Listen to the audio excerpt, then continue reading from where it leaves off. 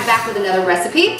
Today I wanted to make one of my favorite sides, Indian spiced chickpeas. So this is one of the dishes that I make when I want to have like an Indian takeout dinner, but I don't want to do the takeout. Comes together in under 30 minutes, really flavorful. Usually I have all these ingredients on hand. I literally made this the other night, which is what reminded me that it might be a nice one to share. And the kids come in the kitchen, I say, I've got 15 minutes, I have 3 things to make, get out. And this is what I was making. I got the basmati rice done, I've got the lentils done, I got the chickpeas done, all in 30 minutes. And then I added in some frozen samosas, some flatbread, some hummus, and you have a really great full half scratch meal. So let's get started. So I'm going to start with 2 tablespoons of olive oil. This is 1 medium, small to medium onion, small diced. Just going to saute this for about 3 or 4 minutes until it starts to get translucent. It's going to continue to cook with the other stuff, but you want to give it a head start. So I'm just going to push this off to the side. Ow. Hold on. So I'm just going to push this off to the side so that I can show you I did not prep my garlic or my ginger, which I meant to, but then I thought, hey, maybe you might want to see. So for the garlic, I like to use the press. It's easy. I don't know. Even when it calls for it to be minced or something, it really depends on how it's going to be working in the dish as to whether I mince it or just press it. So I always go for the easiest options. So back into a knife, smash. Your garlic comes out nice and clean. I'm going to cut off the ends. This one. So now that's it, and they're ready to just pop in there and go in there ready. That's why I love the press. Okay, so for the ginger, the recipe is calling for 1 teaspoon of freshly grated ginger. So what you're going to do is cut off a little bit. I usually take the edge of a spoon and it just scrapes the skin off, because you're going to need to scrape that skin off so that you can grate it. And here at the end, it's covered over, so just going to cut that to give it a fresh opening.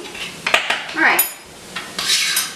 Then you're just going to get, oh, this is a rasp. This is it's a grater, a handheld grater.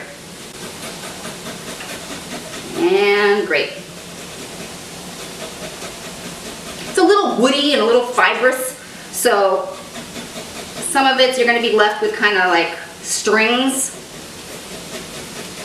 You don't really want the strings.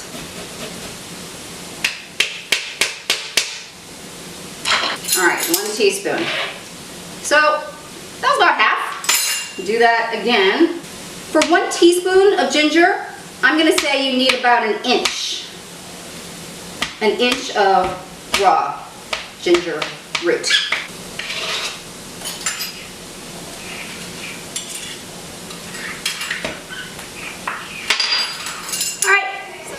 So the onions have softened and are getting a little translucent. That's good. So now I'm going to add the garlic.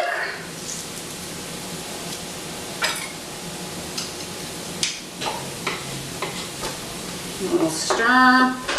Okay, and now the spices. Have a teaspoon of turmeric and a half a teaspoon of cumin. A half a teaspoon of ground cinnamon and a 1/4 teaspoon of cloves, ground cloves. A pinch of cayenne and a half a teaspoon of sea salt. Just stir it around and cook it for a minute to let the spices release some of their oils. You're going to add in the rest of the ingredients. So that is 1 15-ounce can of chickpeas, drained and rinsed. This is 2 carrots, peeled, and either do them in a half moon, or if the half moon is too big, in quarter. 2 cups of broth, vegetable broth. 1 teaspoon of freshly grated ginger.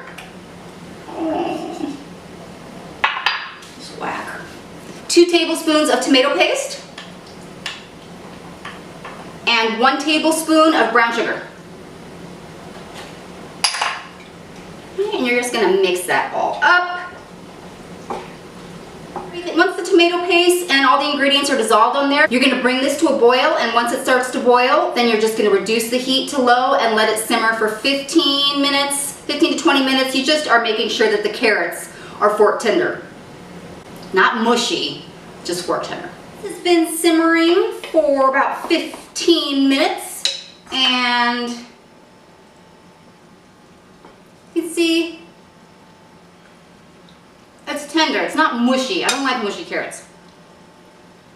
If you like mushy carrots, go ahead and make them mushy, but just check them after about 15 minutes to make sure that they don't overcook.